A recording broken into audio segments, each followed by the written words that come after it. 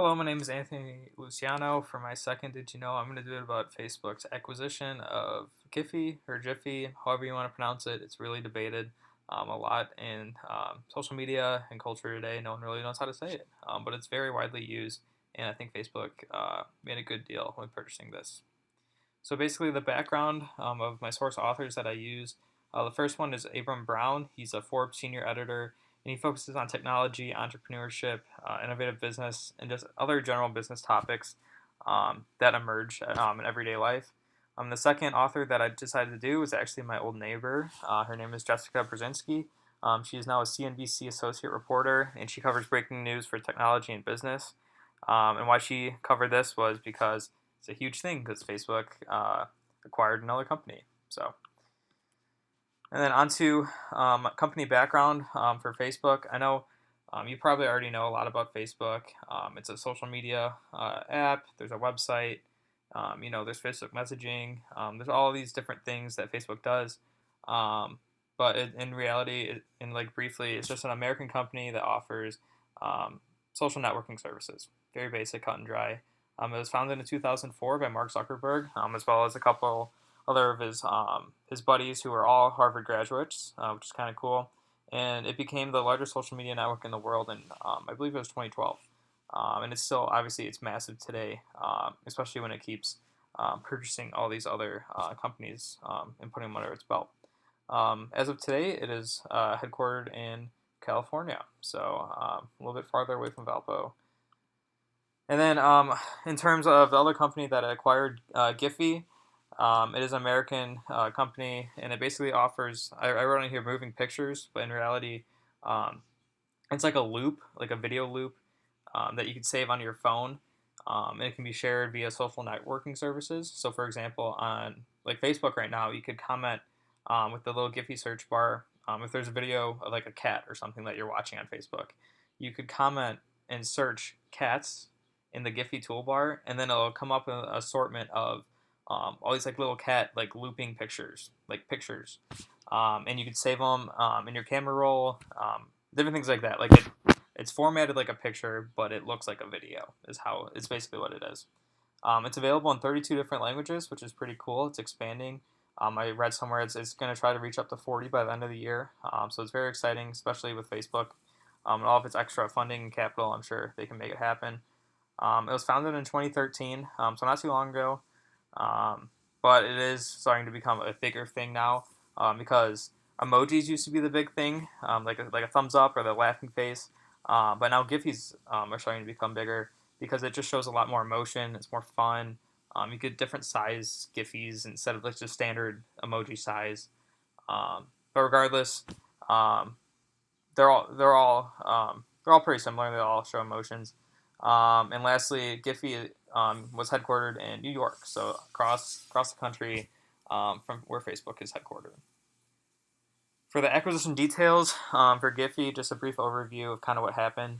Facebook purchased it for $300 to $400 million, and the whole logic behind it was because they want to integrate it into Instagram, which is another acquisition that they had a couple of years ago. And right now, Facebook reports that 50% of all Giphy traffic comes from its apps. So if it already has that much traffic going through, they might as well just own it. And the third-party use is still allowed. The other 50% is from a third-party use. And operations will remain unchanged. Some of those third parties may include like Apple iMessage. For example, you could download the Giphy app on your iPhone, and then you could have it in your shortcut toolbar and search it and send it like an iMessage or like a text, for example. Same thing with Twitter. If you want to post a tweet, instead of typing out words in your tweet, you can just put a GIF, and it'll kind of tell everybody how you're feeling, I guess, in like a short video loop type of thing. And Microsoft has their own messages and email and type of things, so they're starting to incorporate that more and more alongside emojis, like the use of emojis. And my last little note I have on here is this is their second attempt to buy the company. Facebook, I believe in 2015 they tried to purchase Giphy, and Giphy rejected that offer. But now in 2020 they ended up accepting it. So as I mentioned, that kind of leads into this next part. Facebook isn't a rookie at acquiring different companies. For example, in 2011, they acquired the messaging service Beluga for an undisclosed amount. We're not really sure. I couldn't find any data about that, but they did acquire it. And then the next year, in 2012, they acquired Instagram, which I talked about earlier. If you don't have Instagram, it's just you share pictures, videos. It's kind of like Facebook, but a lot more people like my age, like college students, high school students, are using it, as opposed to Facebook, who has a whole older target audience and older generations use it. Like my grandma, for example, is on Facebook, and that's how we kind of keep connected. Um, so yeah, that's Instagram. In 2012, Facebook purchased it for about $1 billion. And then the next year, in 2013, Anavo was purchased by Facebook for an estimated $100 to $200 million. And if you don't know what Anavo is, it's basically a mobile web analytics company. And then the year after that, in 2014, Facebook ended up acquiring two companies, WhatsApp and Oculus VR. So WhatsApp was purchased for $19 billion, and Oculus VR was purchased for $2 billion. A lot of money there, but it's totally worth it. WhatsApp is a mobile messenger service. It's really used like across Asia and Europe, and it's starting to become more popular here in the Americas as well. And Oculus VR is a virtual reality technology. For example, Facebook has this new, it's called the Facebook Portal, I believe, and even apps on your phone like the VR on the Facebook app. VR is really starting to become a big thing, and kind of tying in. This ties into my next slide. The key takeaways from Facebook acquiring Giphy. Facebook's really trying to become um, like an industry powerhouse. Basically, I don't want to say monopoly, but they're sticking with the same like messaging. They're acquiring messaging companies, different data like technology, different things like that, and they're really starting to become a brand name in and of itself. And especially right now during the coronavirus pandemic, with all the virtual conferences, virtual messaging, different things that's happening now, they're really leading the charge in that way.